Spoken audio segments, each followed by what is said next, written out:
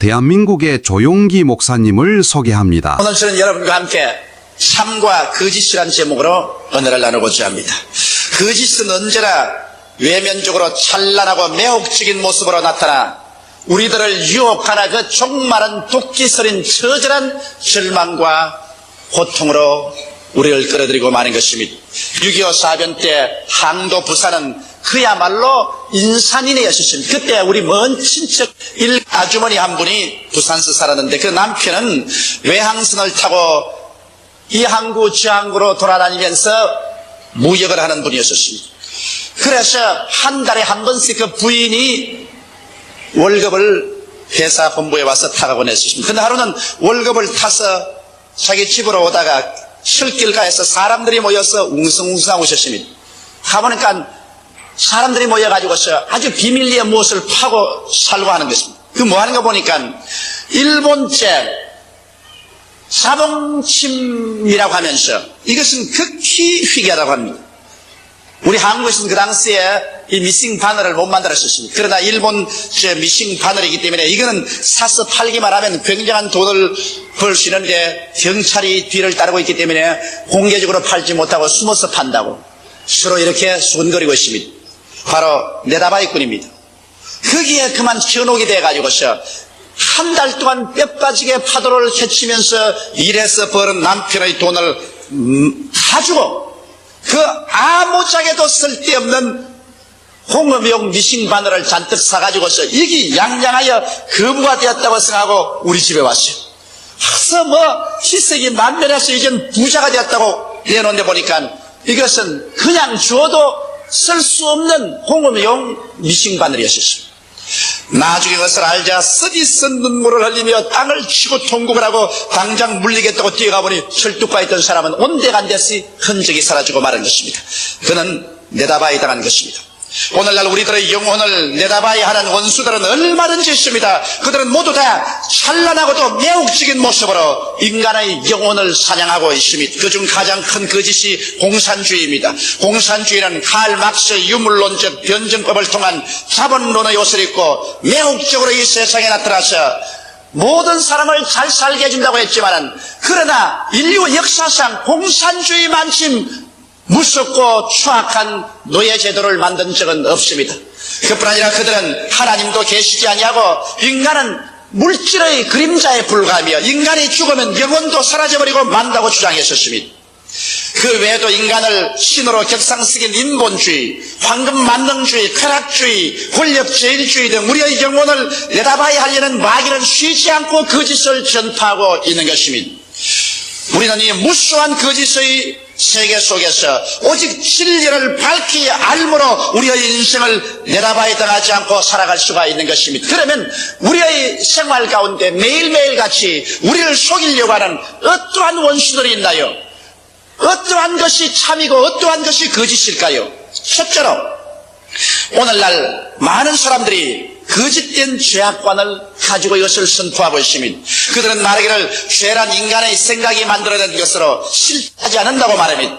종파 중에도 크리스천 사이언스란 종파는 죄란 것은 인간의 마음속에서 죄라고 생각하니까 죄지 실제로 죄라는 것은 없다고 말합니다. 그러므로 죄는 없다고 생각하면 죄는 있을 수가 없다고 그렇게 주장하고 있는 것입니다.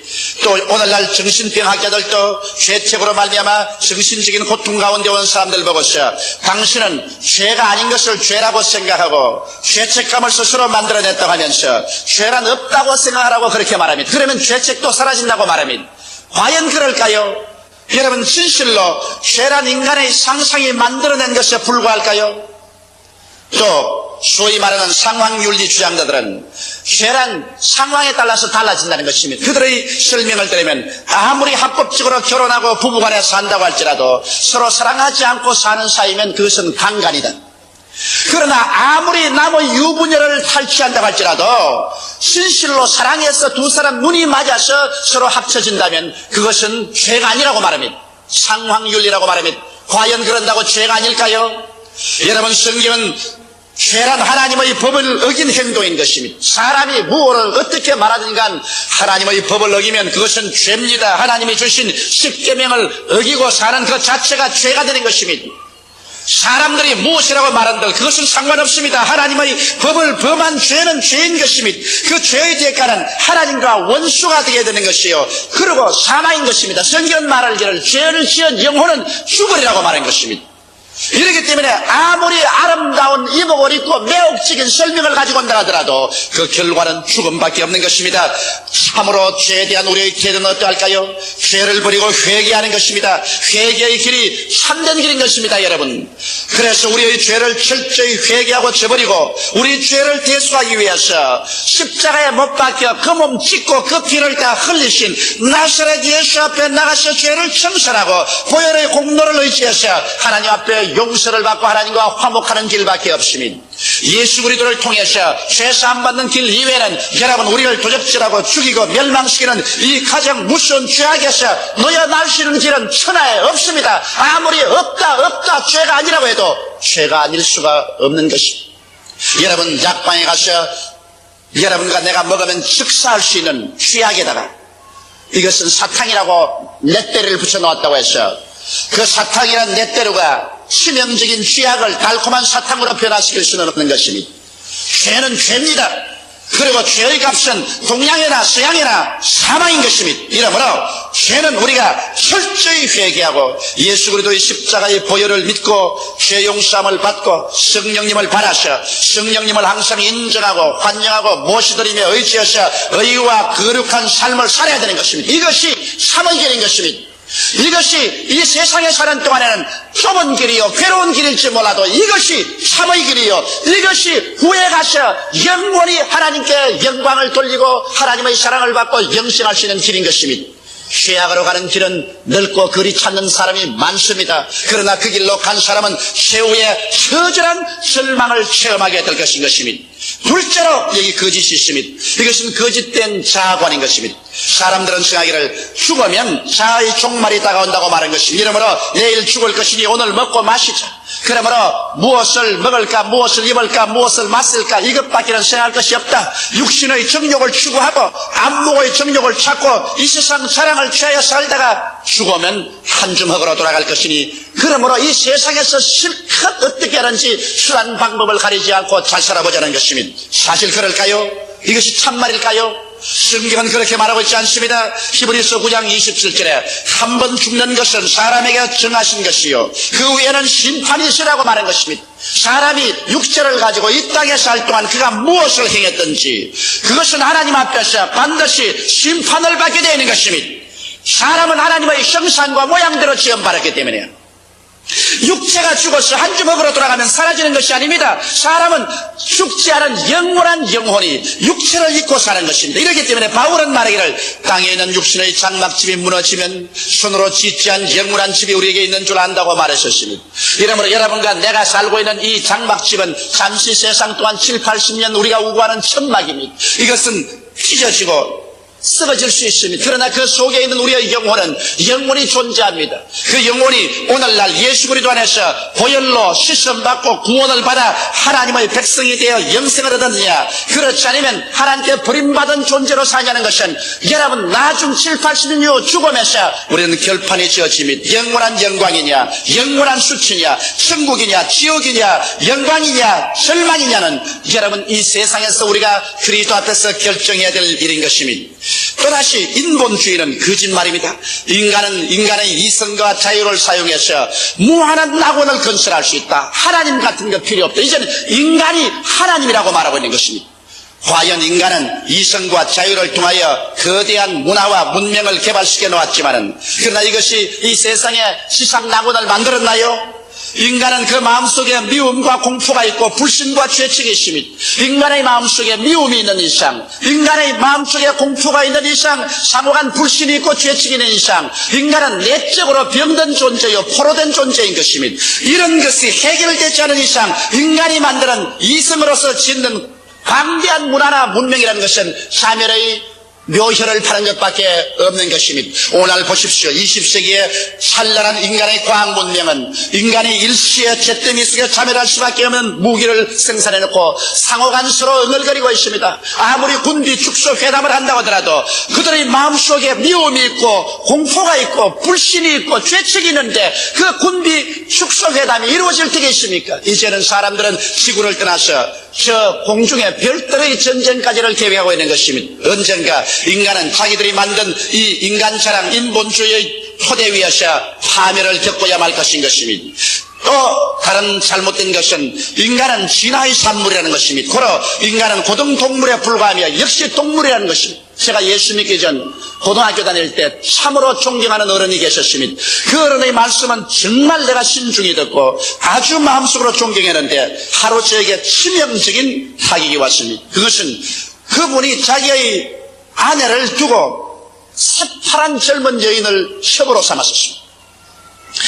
그래서 한 번은 제가 그 어른을 찾아갔습니다. 선생님은 본 부인이 있는데 딸 같은 여자를 취해서 첩으로 삼아서 같은 집에 사는데 이럴 수가 있습니까? 차라리 첩으로 삼았었으면 당신이 집이라도 따로 살아야 될 것인데 한 집에 같이 살다니 이것은 동물적이 아닙니까? 내가 그러니까 나를 보고 싱긋웃으면서 이 사람아, 인간은 아메바에서 출발해서 고등동물로 한 것으로 인간은 동물이야. 그러므로 본능을 따라 사는 거야. 세상에 무슨 윤리 도덕하지만은 인간은 근본적으로 동물이야. 그래서 나는 일어나면서 내 속으로 말했습니다. 동물이면 동물하고 내가 교제할 필요가 있겠는가?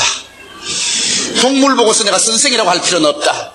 그래서 나는 예수를 믿지 않은 그때 소년 시절이었지만은 나는 그 사람을 던지고 난 다음 다시는 그 사람을 찾아가지 않았었습니다. 왜? 동물을 찾아가서 뭘 합니까? 여러분, 과연 우리가 고등동물에 불과해서 무엇이든지 엄란하고 방탕하고 음행하며 자기 멋대로 해도 괜찮단 말인 것입니까? 아닙니다. 여러분과 나는 동물이 아닙니다. 여러분과 나는 하나님의 형상과 모양대로 지음받았었습니다. 하나님의 성령으로 말미암아 시험받은 영원한 존재인 것입니다. 그러므로 동물적으로 사는 사람은 그 결과로 그 영혼이 버림받아 불과 영으로 타는 못에 떨어지고 말 것인 것입니다. 그 짓을 우리가 믿어서는 안 될 것입니다. 어떤 사람들은 자수련으로 스스로 구원받을 수 있다고 말합니다. 뭘 예수 그리스도 같은 건 믿을 필요 없다. 우리 인간은 스스로 수양하여 도덕과 윤리를 닦아서 훌륭하게 되어 영생을 얻을 수 있다고 말하는 것입니다.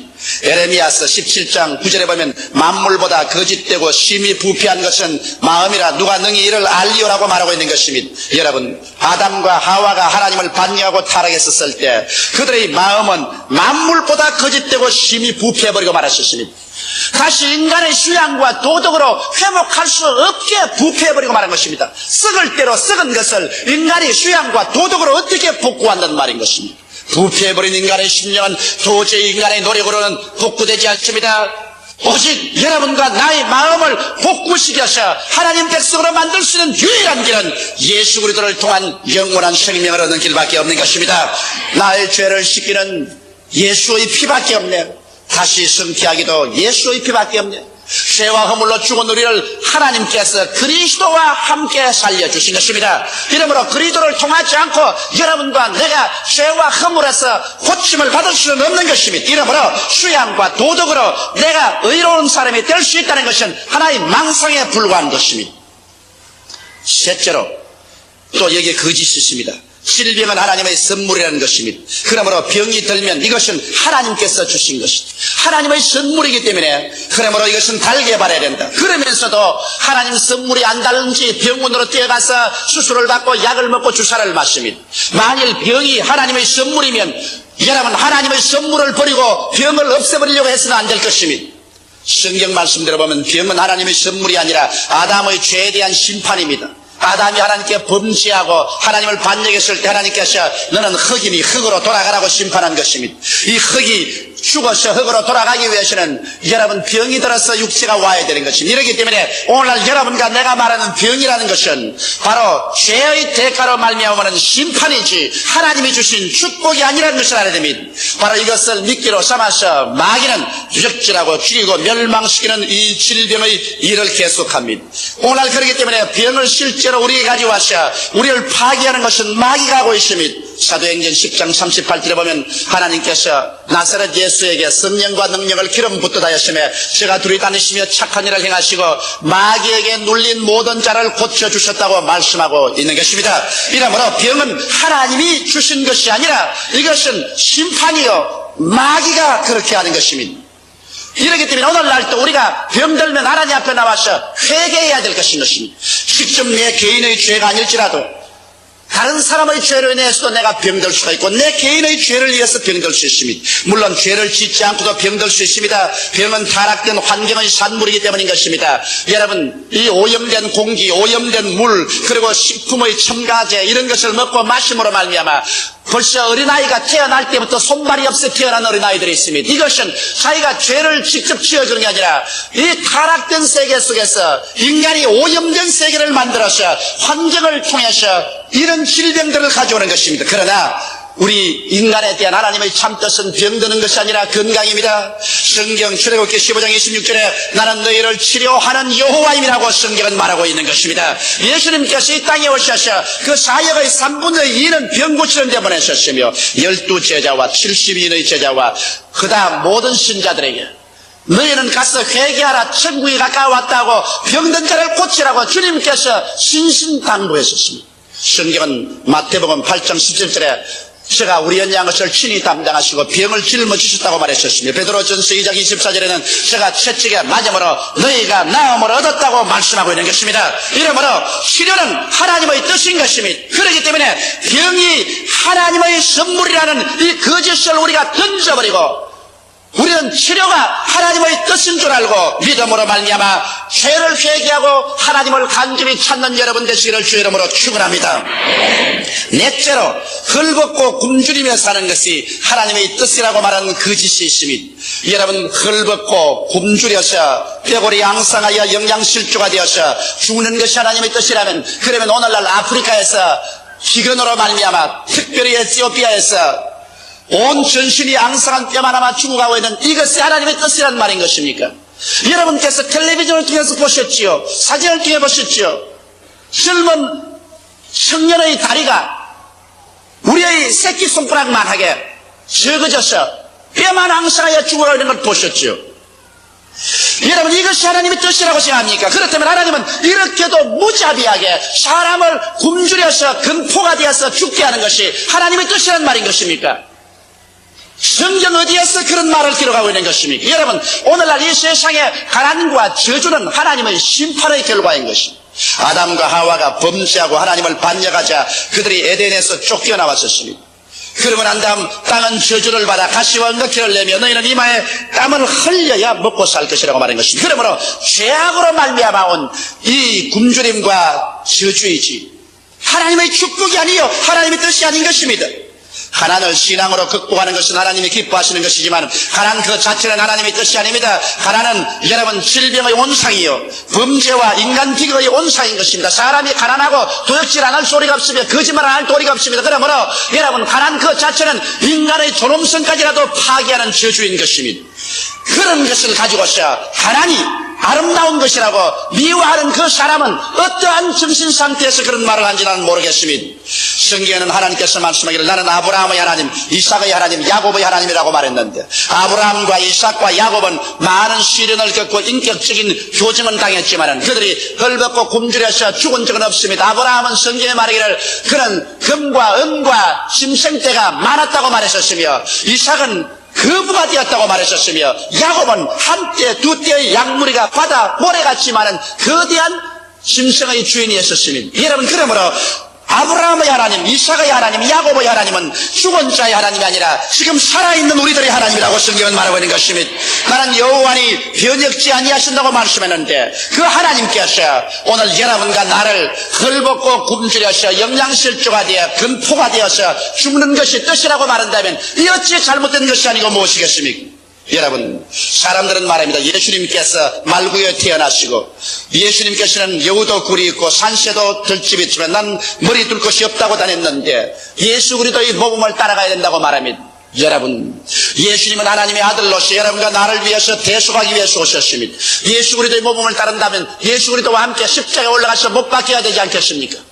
예수님이 십자가에 못 박인 것은 여러분과 내가 죄에서 용서받기 위한 것입니다. 예수께서 말구유에 태어나시고 가난하게 사신 것은 예수께서 여러분과 나를 가난과 저주에서 속량하기 위해서 그렇게 한 것입니다. 그것은 제가 하는 말이 아니라 성경이 그렇게 말하고 있습니다. 저 하늘이 무너지고 이 땅이 커져도 1.1획도 변천을 하는 이 말씀이 여러분 말하고 있습니다. 고린도후서 8장 9절에 예수 그리스도의 은혜를 너희가 알거니와 제가 부유하신 자로서 너희를 위하여 가난하게 되시면 저희 가난하심으로 인하여 너희로 부유케 하리 하심이라고 말씀하고 있는 것입니다.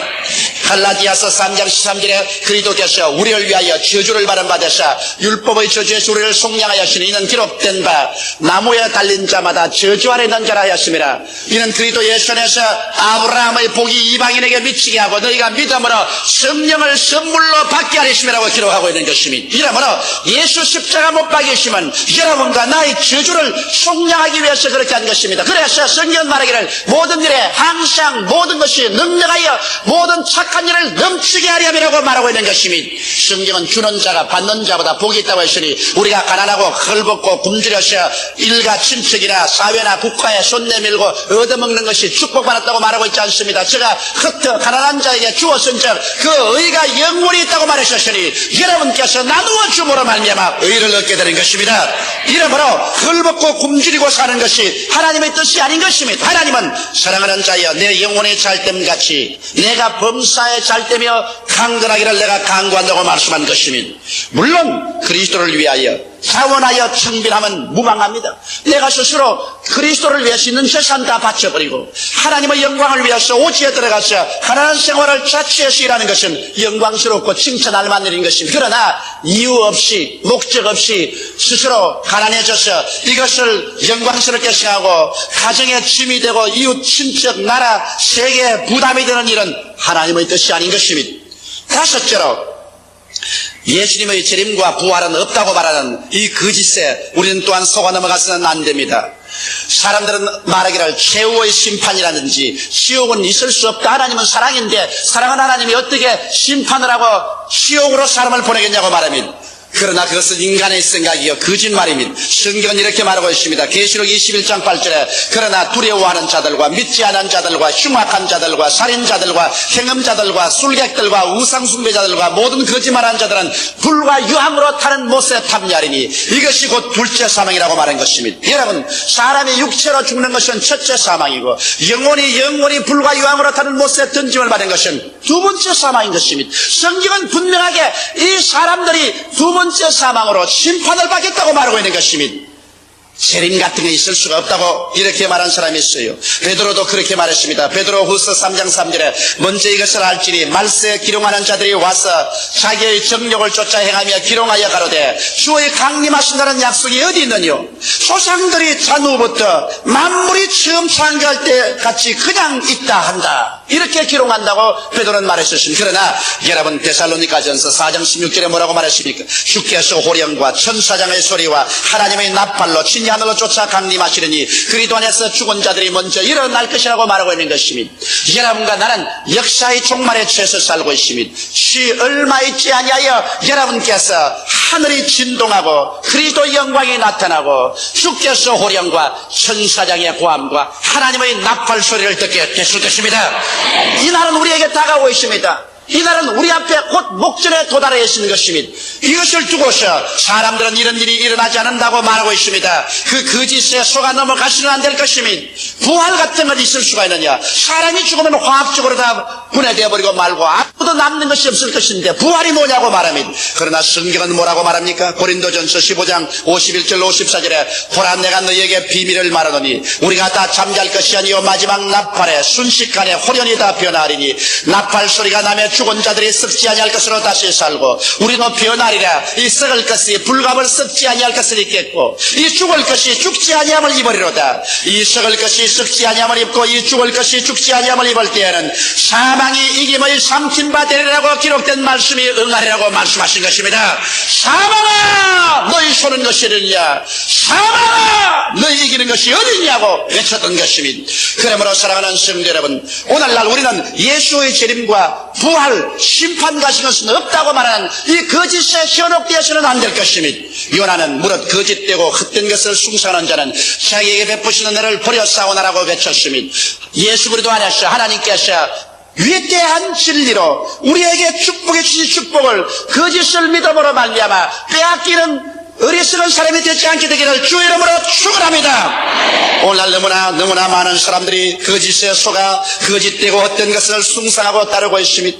하나님께서 예수 그리스도 안에서 베푸시는 은혜를 버리고 영원한 멸망을 자초하고 있습니다. 우리들은 하루속히 회개하고 돌아서야만 합니다. 우리는 천지간에 영원 무궁하신 참되신 하나님과 하나님 말씀에 굳세게 섬으로 거짓에 속아 인생과 영원을 내받아 이당하는 비극을 면할 수가 있는 것입니다.